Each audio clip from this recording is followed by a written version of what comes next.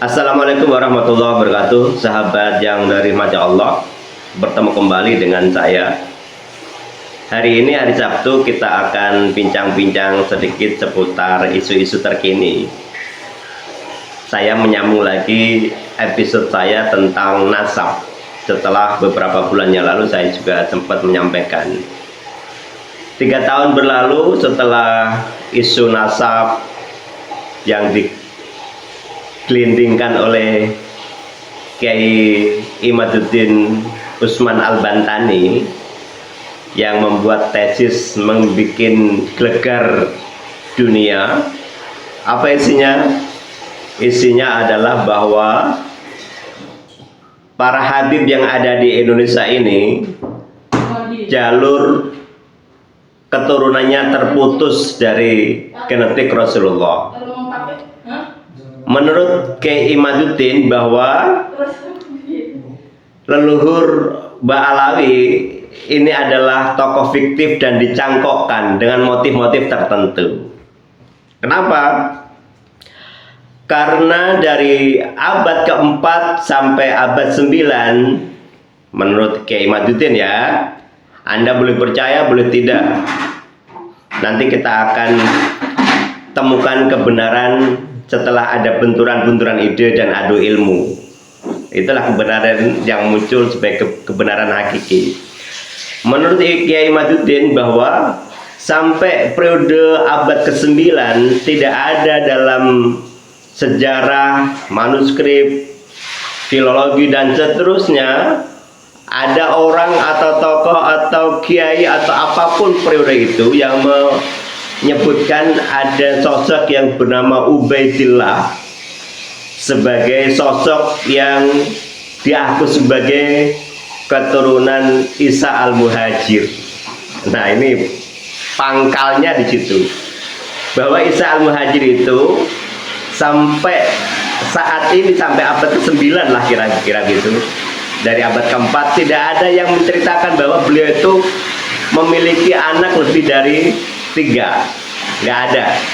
Baru abad 9 dimunculkan oleh Ali Sakron bahwa ada putranya Sayyid Isa Al-Muhajir yang bernama Ubaidillah, gempar dunia. Yang inilah menjadi latar belakang Kiai Imaduddin, Kiai Imad, kemudian membuka ruang diskusi baru. Nah, sahabat, ide ini menggelinding terus sampai nanti kita menemukan kebenaran yang hakikinya. Sampai kemarin kemudian muncullah adanya pembongkaran makam yang katanya nih ya, katanya berasal dari wangsit, berasal dari ilham atau bisikan gaib atau apalah, kira-kira begitu, dari seseorang. Kemudian dibangunlah makam dengan kemegahannya gitu.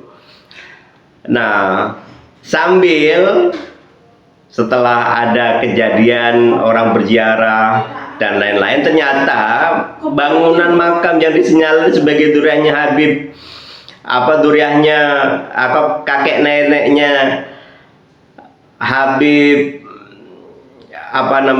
yang dari Tarim itu, sehingga menggeser atau menumpuk nisan makam-makam orang-orang atau kiai-kiai yang memang diketahui memang orang yang berjasa di wilayah itu, termasuk masih keturunan salah satu pesantren besar di Jawa Timur.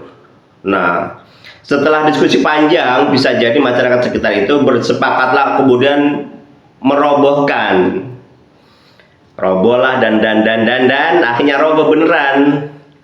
Aksi ini memantik reaksi dari para habib dan pendukungnya. Laporlah ke Polres Pasuruan. Ini menarik. Nah, mudah-mudahan ini salah satu jalan kebenaran juga buat kita bisa membuktikan apakah betul di situ adalah makom beneran, bisa dibuktikan, atau hanya wangsit ngaku-ngaku mimpi ya, mimpi orang sekarang kecuali mimpi sama Rasulullah mungkin itu juga mohon maaf dengan orang-orang motif tertentu dia sudah tidak takut kualat ngaku mimpi Rasulullah padahal enggak, supaya dianggap dia sebagai orang yang alim soleh, bisa jadi begitu, sehingga mengglorifikasi bahwa seolah dia adalah dekat sama Rasulullah karena bermimpi atau sering didatangi ketika tidur misalnya. Wallahu a'lam bishawab. Akan tetapi kebenaran ini, karena ini sudah masuk wilayah hukum, maka kebenaran formil dan material harus bisa sama-sama dibuktikan. Kalau kemudian ternyata kelompok Habib yang mengklaim bahwa itu adalah bagian dari sejarah makam beneran dan bisa membuktikan, dan memang iya, bisa jadi kelompok yang memungkar dialah yang salah. Tetapi sebaliknya, jika ternyata yang bongkar adalah yang benar dan bisa membuktikan, maka ini pasti menjadi puncak gunung es. Snowball akan jadi gelindingan es yang akan menghantam siapa saja dan semakin membesar sehingga pada akhirnya kebenaran tesis Kiai Imaduddin akan mendapatkan jalannya. Karena memang sesungguhnya kita sampai hari ini menunggu secara formal kelompok-kelompok Rabithah Alawiyah atau siapapun lah begitu menggugat tesisnya Kiai Imaduddin, menggugat kelompok-kelompok PWI Wali Songo dan seterusnya, bahwa mereka itu betul-betul dzurriyyah Rasul. Sampai hari ini mereka enggak, bahkan diam, cenderung diam karena tidak berargumentasi, karena entah pertama mungkin nggak punya argumentasinya, nggak punya hujahnya, atau memang dia lebih baik diam karena diam adalah emas. Wallahu a'lam. Tapi dalam konteks membuktikan kebenaran kita tidak bisa diam semata, meskipun bisa jadi diamnya kita adalah mengandung kebenaran, tapi kan perlu dibuktikan karena kita berada di kehidupan sosial.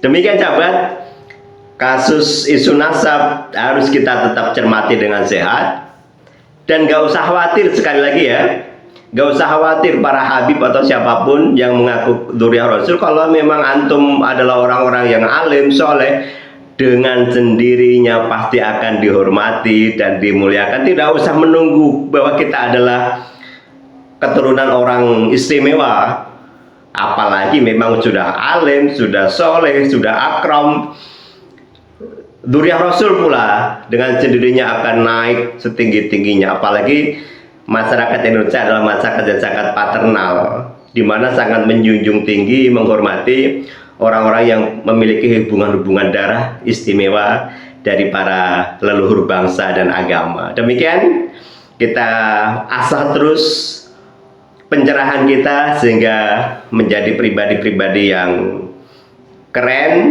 cerdas, dan berpikir kritis. Assalamualaikum warahmatullahi wabarakatuh.